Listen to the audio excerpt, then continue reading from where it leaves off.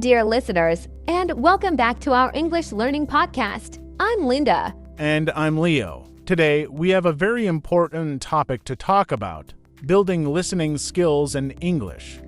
Listening is such a big part of learning a new language, and we're here to help you become better listeners. That's right, Leo. Whether you're just starting out or you've been learning English for a while, improving your listening skills can make a huge difference.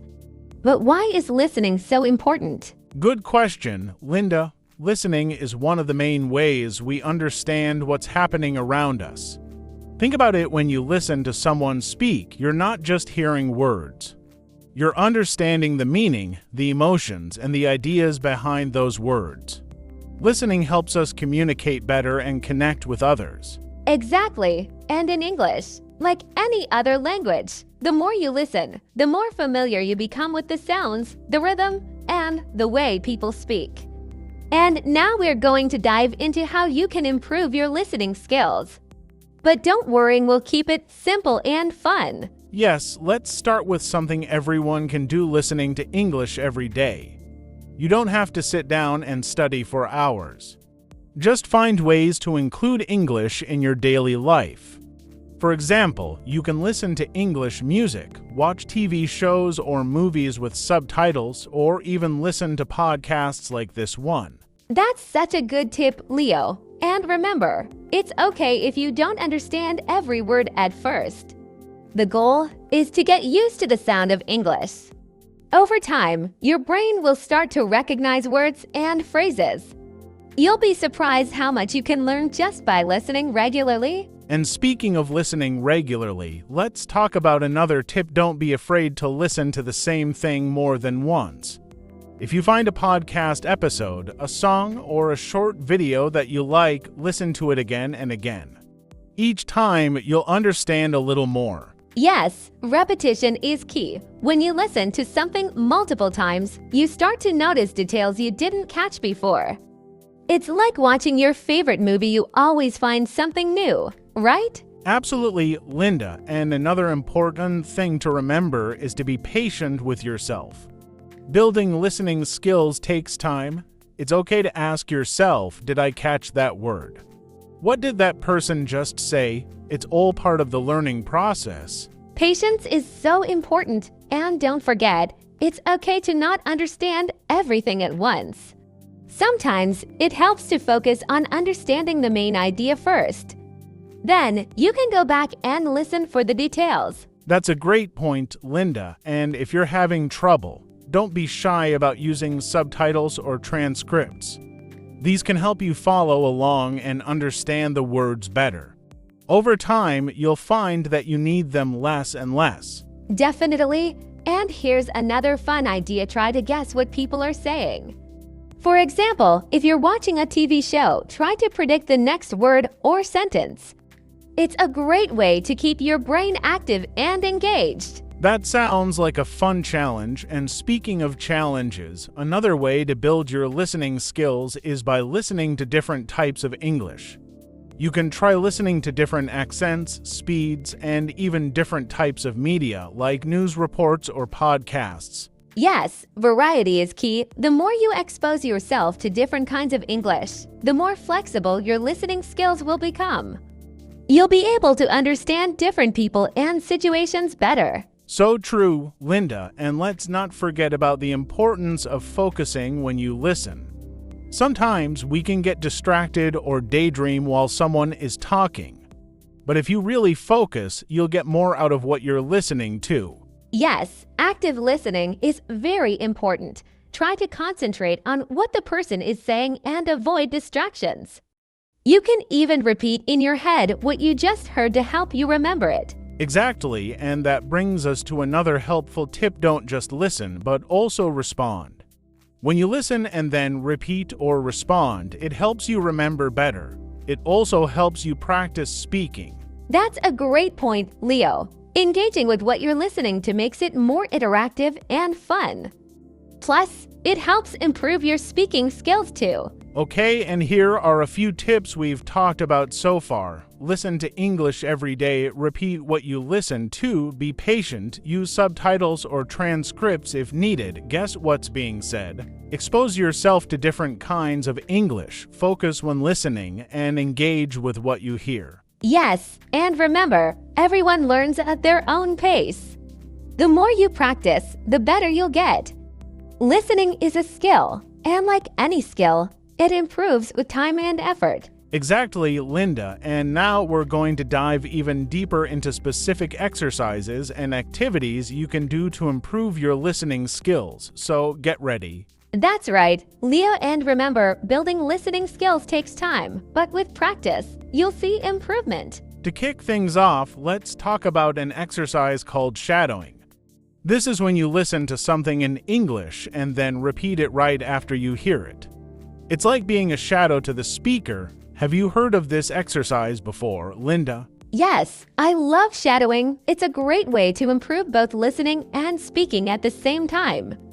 When you shadow, you not only practice understanding what's being said, but you also get to practice pronouncing the words just like the speaker. Exactly, and the good thing about shadowing is that you can do it with any kind of audio. You can shadow a podcast, a YouTube video, or even a movie. Just find a piece of audio, play it, and repeat after the speaker.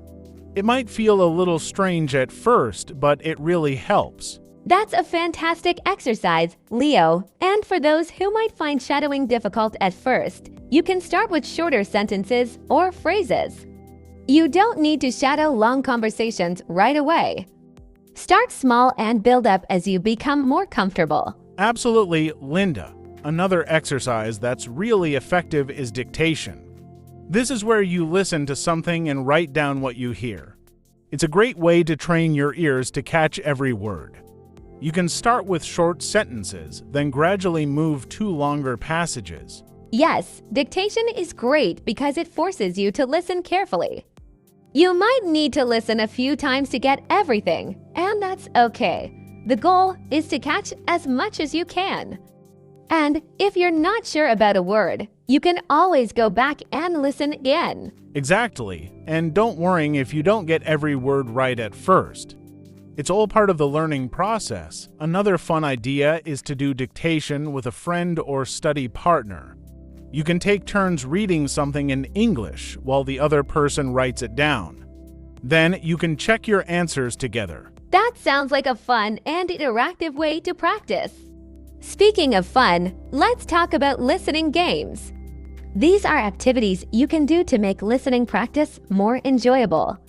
For example, you can play a game where you listen to a song and try to fill in the missing lyrics.